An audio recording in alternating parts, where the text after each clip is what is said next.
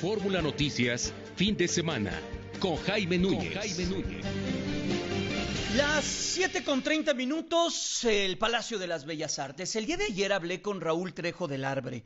Él es investigador en el Instituto de Investigaciones Sociales de la UNAM, analista en medios, sobre este hackeo, la información, el trato que se dio y lo que puede venir. Vamos a recuperar una parte de esta charla interesantísima de un personaje que conoce mucho de comunicación y de medios de comunicación. Bueno, yo creo que eso confirma la ya conocida fragilidad de la información que se encuentra en contenidos, en reservorios de carácter digital.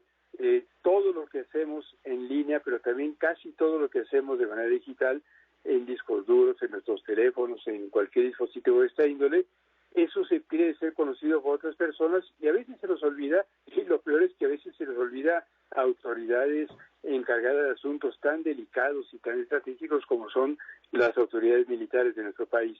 El descargo de la Secretaría de la Defensa se podría decir que no fue la única, como usted mismo dice, también los ministerios de Defensa y diversas corporaciones militares de El Salvador, de Colombia, de Perú, de algún otro sitio, de Chile, fueron hackeados en los días recientes en lo que parece ser una acción concertada, una acción muy bien planeada, una acción que requiere de cierta experiencia en el hackeo informático, pero también es una acción que aprovecha las debilidades en la protección de estos asuntos. Todo esto es lo que nos confirma esta filtración que se dio a conocer el día de ayer y que resulta del activismo de un grupo, por supuesto, anónimo, de hackers, es decir, especialistas informáticos que utilizan su consentimiento para extraer de manera ilegal esta información y que posiblemente contribuyen al conocimiento de asuntos del interés público que hasta ahora estaban ocultos al conocimiento de sus respectivas sociedades. Es enorme la cantidad de información que puede haber. Anoche Carlos Loret se refería a unos cuantos de los millares de documentos que se encuentran en reservorios digitales, que se encuentran en línea a disposición de periodistas e investigadores por parte de este grupo llamado Guacamaya. 6 terabytes de documentos. En una computadora de buena calidad cabe medio terabyte de información. Algunas ya más sofisticadas tienen 1 terabyte. Yo aquí en la computadora de casa, Jaime, ¿sí? Tengo en medio terabyte cerca de, y ni siquiera lo utilizo todo, cerca de 200,000 archivos. Uf, sí, es una locura. Yo veía una página de una red, en la red social Twitter, no sé si es el dominio claro de ellos o no, decía, eso equivale, 6 terabytes de información, equivalen a 36 millones de documentos PDF, 1.5 millones de fotos o 3,000 horas de video. Eso es lo que, de ese tamaño sería, ¿no? Depende de la cantidad de bytes que tenga cada información, pero son, sin lugar a dudas, centenares de miles de documentos que habrá que ver, que revisen los grupos de periodistas que tengan acceso a estos bancos de datos. Es una enormísima filtración de la que nos va a dar mucho tema para comentar y que por lo pronto permite reconocer, insisto, que no hay sistema informático a salvo, por lo general, de infiltraciones y también que hubo cierto nivel de descuido. Ya están circulando también en algunas cuentas de Twitter, por ejemplo, datos de cómo ha caído el presupuesto para asuntos informáticos en el gobierno federal y específicamente en la Secretaría de la Defensa. Exacto. Don Raúl, una acción como esta o con estas características, ¿qué busca? Hemos visto lo que sucede en grandes potencias, con Wikileaks, ahorita que fue tan llevado y traído el tema de Julian Assange en los últimos días. Esto no es solamente en México. ¿Qué buscan estos grupos? Busca notoriedad y busca, desde el punto de vista de esos grupos, escarmientos. Son grupos que están, particularmente que se hace llamar Guacamaya, es un grupo que está en contra de los gobiernos de América Latina, que está en contra de lo que ellos llaman las oligarquías, que está definitivamente en contra de los ejércitos y que se queja de represiones por parte de las Fuerzas Armadas en diversos países de América Latina y que para darle un escarmiento a estos ejércitos infiltra sus sistemas informáticos. No es un problema solo de México, es una acción que, insisto, está ocurriendo en media docena al menos de países de América Latina, a partir de una ideología maximalista que cuestiona el sistema político vigente. Son grupos que buscan, insisto, notoriedad, porque todo eso es propaganda para ellos, y que buscan desde su perspectiva castigar a las Fuerzas Armadas.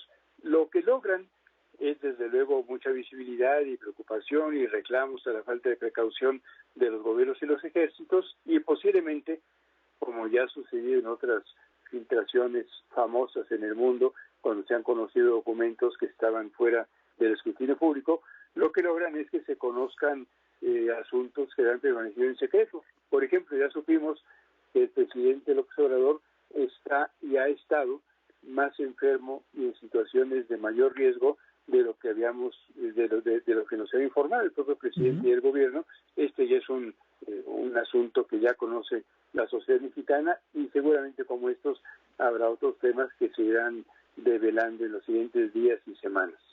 Don Raúl, estamos platicando con Raúl Trejo del Arbre. Don Raúl, desde su experiencia y conocedor de los medios de comunicación, la manera en la que hoy atendió el presidente esto, porque es una crisis al interior de su gobierno y al interior de la ciberseguridad de su gobierno, ¿fue adecuada?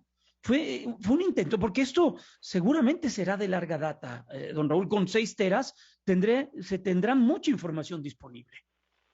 Y se necesitarán semanas enteras para revisar esa información.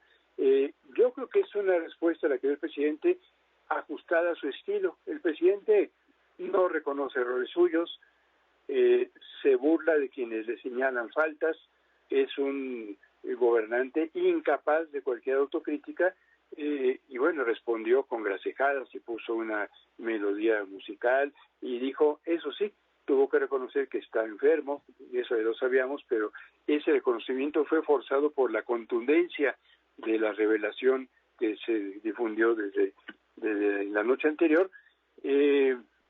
Respondió como es él, con escasa responsabilidad, con cierto histrionismo, y tratando de disminuir el efecto público de este asunto. En otros lugares de América Latina, este asunto ha causado crisis fuertes. Se hablaba de la renuncia de una ministra en Chile, se hablaba de ajuste de cuentas importantes en el gabinete en El Salvador.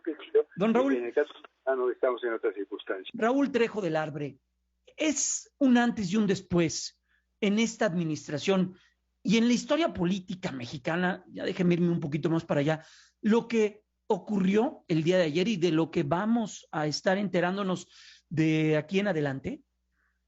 Todavía no sabemos. Es altamente posible que sí. Depende de la índole de las revelaciones en estos documentos, depende de lo que puedan trabajar los periodistas que los revisen para darles contexto. No basta con tomar documentos y publicarlos, es preciso autentificarlos, corroborar si se ajustan o no a la realidad, ubicarlos en el entorno de cada información, pero por lo pronto lo que revela esta filtración es cierto nivel de descuido de las autoridades, y nos recuerda, esto sí se puede documentar, el enorme desprecio que ha habido en la actual administración por lo que podríamos llamar la cultura cibernética. El presidente López Obrador ha estado en contra, fíjense, de que haya computadoras en las oficinas públicas, y desde luego está en contra de que se actualice la renovación del parque informático y de que se gaste en asuntos que a él resultan tan extraños como los softwares para proveer de protección a los equipos de cómputo. Bueno, esto es una expresión en parte de ese descuido, y yo creo que si alguna lección por lo pronto tiene para el país es la necesidad de no desatender a la informática, a las computadoras, a la red de internet, tanto para extenderlas entre la población como para proteger los documentos que meriten ser reservados. Entiendo que lo ven como un gasto más que como una inversión, ¿no? Lo hemos visto con la propia Petróleos Mexicanos, ¿no? En su momento, don Raúl, por último, la sensibilidad de la información. Hoy sí nos enteramos de algo muy sensible y que debe de ser de la opinión pública, del conocimiento de la opinión pública, del estado de salud de su presidente. Debe de ser un tema de seguridad nacional, sí, pero también de total transparencia. Nos enteramos de lo que ocurrió en enero, por ejemplo, pero también en temas tan sensibles y delicados que ahorita que hemos hablado y que hemos escuchado, por ejemplo, de el informe de Ayotzinapa testado y no testado, toda la información que está aquí, estamos en el peor de los mundos. Ahora el medio de comunicación fue el que tuvo que testar la información para no poner en riesgo los nombres que ahí se divulgaron, que ahí se conocieron. Si eso cae en otras manos, Raúl, ahí sí, cuidado. Sí, inclusive esta información está disponible en un portal que se dedica a difundir filtraciones informáticas. Los que administran ese portal no fueron los que obtuvieron esta información, a ellos se la proporcionaron y la han puesto en línea con una condición. Dicen que solo van a ofrecer password para acceder a esta información a periodistas e investigadores, justamente porque dicen es una información que no está testada, de la cual no están suprimidos, no están borrados o tachados datos personales, nombres de individuos, domicilios, etcétera, etcétera. Es una información en crudo, original, tal y como circuló en correos electrónicos y otros documentos de las autoridades militares. Entonces, por eso es pertinente que esta información sea revisada primero por periodistas profesionales. Bueno, es parte de la charla con el investigador del Instituto de Investigaciones Sociales de la UNAM, Raúl Trejo del Arbre. El análisis más a fondo, sin tintes y sin cuestiones más allá de lo que significa que se haya vulnerado de tal manera la información de la Sedena.